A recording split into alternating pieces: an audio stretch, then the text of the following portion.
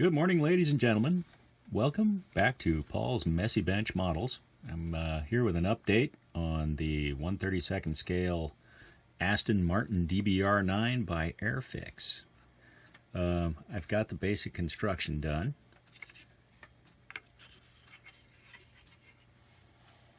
It's not very big, it's 1/32 scale. Pretty simple, but you won't be able to see much once it's all together. Issues I've encountered while building this. In step one, the tires are they're hard plastic, and they're built up from two pieces: a front that includes the wheel detail and a back that plugs in from behind, and the back drops down too far inside the tire so that there's a raised edge all along the back of the tire. But you can fix it if you want. If you don't want to, it won't really matter, because the only way to see the backs of the tires is to turn the car upside down. So one could consider that a non-issue. The wheels, they're kind of a pain to clean up. There's a lot of flash in between the spokes, but once you do get them cleaned up, they kind of look cool. And there are brake rotors back in there somewhere. You can see them, but they're not easily photographed. The seat has a harness molded into it. That's the good news. The bad news is there's a big ejector pin mark right in the middle. So it's kind of a pain to clean that up. When you're assembling the roll cage in step 6, it's actually easier if you temporarily stick parts 24 and 23 into the floor pan of the car and use that as an assembly jig to kind of hold everything square while you're working. The body looks really slick. On the whole, it's very well molded. No sink marks or anything. There were some mold parting lines at the back edges of the windows and along the tops of the fenders. Nothing too difficult to clean up. The fit of the windows to the body is pretty good. Not excellent, but not bad. The worst part was here at the back window. There was also a step in the molding of the body there, and I had to fill in to make the opening the same size as the window. There was a bit of annoying gap there. There were very big ejector pin marks on the back of the wing, or the underside of the wing. In step 15, Airfix has you install the headlight parts to the underside of the body, and there's not really a distinct location. There's a bit of forward and back play to it, and if you don't get them just right, they will interfere with the fit of the headlight lenses. The headlight lenses are kind of an interesting shape. They actually tuck into this gap between the headlight part and the body, kind of like a fingernail growing out of a cuticle. So at the front, they're on top of the body. In the back, they tuck underneath. So if I were to build this over next time, I would temporarily tape the headlight lenses in place and then attach the headlight parts to make sure that they wouldn't interfere with the headlight lenses later. One annoying thing about the body is it comes with Aston Martin logos molded into the plastic of the body, and they don't quite line up with the location of the decals. The decals are generally very good. They're printed by Cartograph, so they're very thin. They perform very well, but the engineering of them to get them to fit the body is kind of problematic. This hood stripe is all one piece, and it wraps around the snout of the car.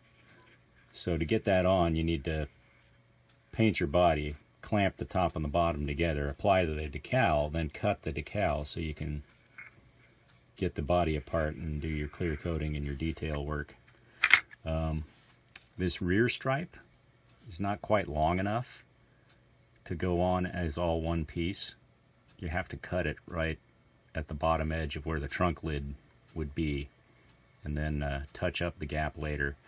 I found that a 5-to-1 mix of Tamiya orange and Tamiya red matches the orange of the decal pretty well. And you will have to paint the sides of the ductwork. This kit is typical of recent Airfix kits. The engineering is 21st century and everything looks really good in the box until you start examining things and trying to stick them together. And it seems like the 21st century engineering was handed over to 1970s MPC for the tooling and manufacturing. So you get flash and misaligned mold halves and things that don't quite fit. The clear parts in the kit are pretty good. They fit reasonably well. Not perfect. One of the weird things about the clear parts is they came separately bagged, but after I took them out of the bag, they were still scuffed and scratched. So I had to polish them out.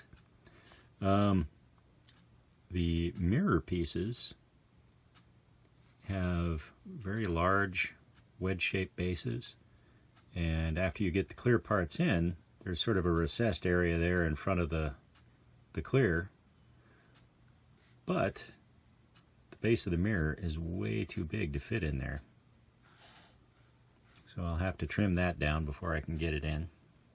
If you look on the real car, you can see the base of the mirror is supposed to be flush with the glass. So it does have to go down in there and not on top.